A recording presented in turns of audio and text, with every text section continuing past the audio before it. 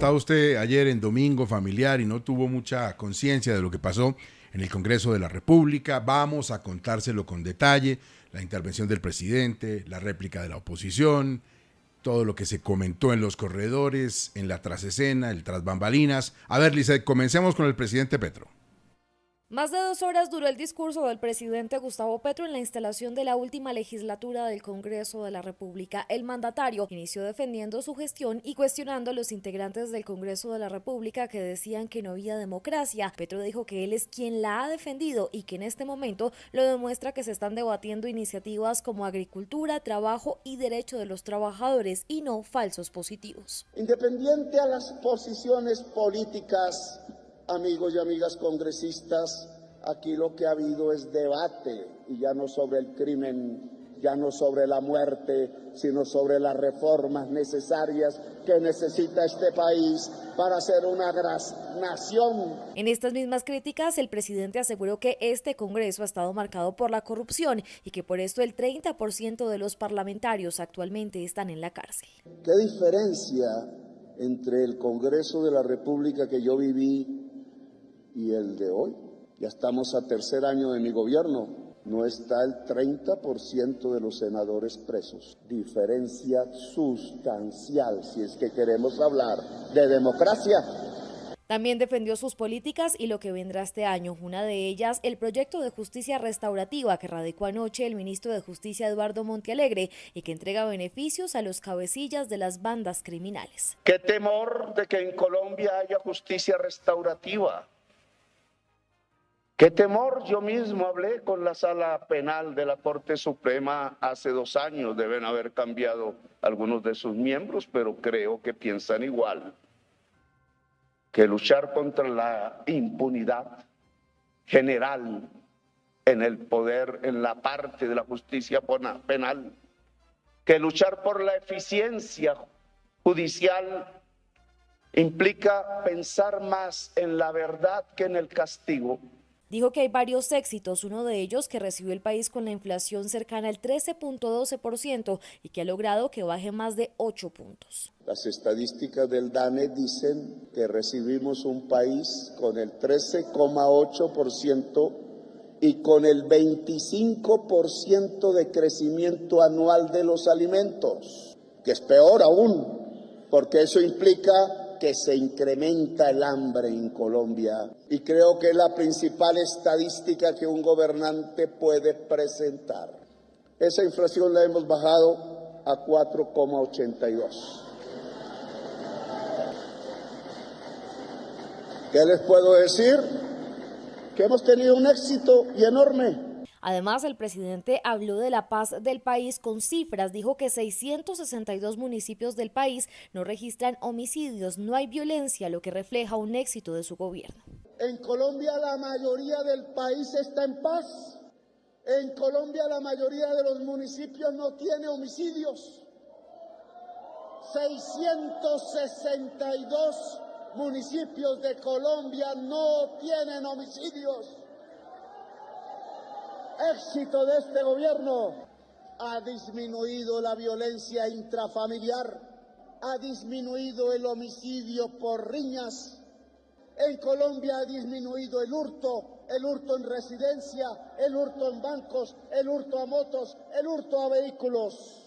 El discurso fue aplaudido, pero también abuchado en varias oportunidades. Una de ellas cuando el presidente aseguró que en Antioquia aumentó la industria textil porque el socio mayor contrabandista fue atacado por su gobierno. Esto haciendo referencia a alias Papa Pitufo. ¿Saben por qué crece la economía industrial antioqueña más que en cualquier lugar de Colombia? Hay una tasa que, confieso, no he podido averiguar, pero puede ser la más alta de su historia.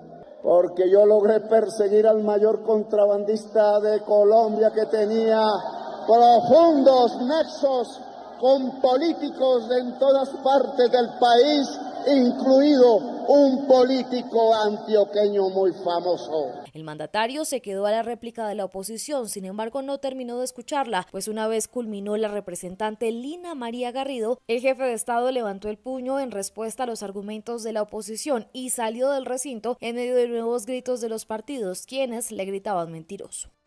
7 de la mañana, 15 minutos. Bueno, Diana, finalmente Francia Márquez entró con el presidente al Congreso, ¿o no?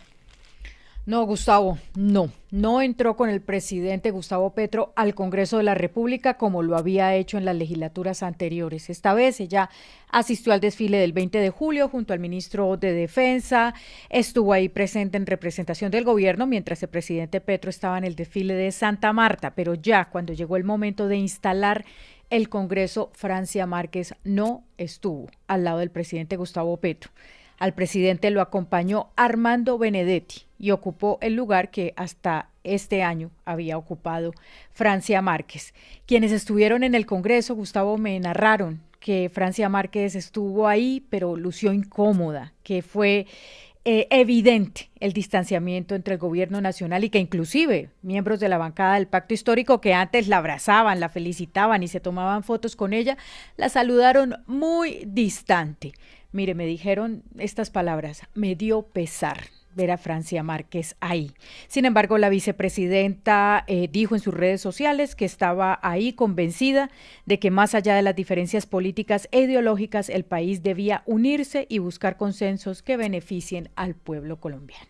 7:16. Alejandro, ¿cuáles cree usted que van a ser los principales factores que van a afectar la política, por supuesto, y las elecciones de este año después de lo que pasó ayer? Gustavo, pues la política es cada día más impredecible, hay menos control sobre las variables, a falta de instituciones fuertes, pues hay más volatilidad. En la era digital, pues todo cambia muy rápidamente y todo se define en la última milla, al final. Por eso hacer pronósticos electorales a un año vista es prácticamente imposible. Pero hay factores que sí inciden en la dinámica de la política, en el proceso electoral, y voy a mencionar pues algunos que considero relevantes. El primero es el papel de la justicia. Lo que decida la justicia en varios casos va a incidir en el ajedrez político. Menciono solo 3 temas: el juicio al expresidente Uribe, la investigación contra el candidato Daniel Quintero y las investigaciones contra varios exministros y altos funcionarios del gobierno y senadores por la compra de votos a cambio de pasar las reformas. Lo segundo es el papel del Congreso. Va a ser clave no solo en las reformas que se van a debatir en el Congreso, en la mecánica de la política, sino el Congreso como un contrapeso institucional, porque se vienen pulsos muy duros con el gobierno que van a tener una dimensión simbólica, democrática y electoral. Lo tercero es Donald Trump, esta carta que sin duda es un joker, no se sabe cuándo sale de la baraja y puede tener un efecto político muy fuerte en el país. Ya lo estamos viendo, por ejemplo, en Brasil, donde su amenaza de subir aranceles al 50% a Brasil para defender a Bolsonaro, que está enredado con la justicia, pues le está mejorando el caminado a Lula da Silva de cara a las próximas elecciones.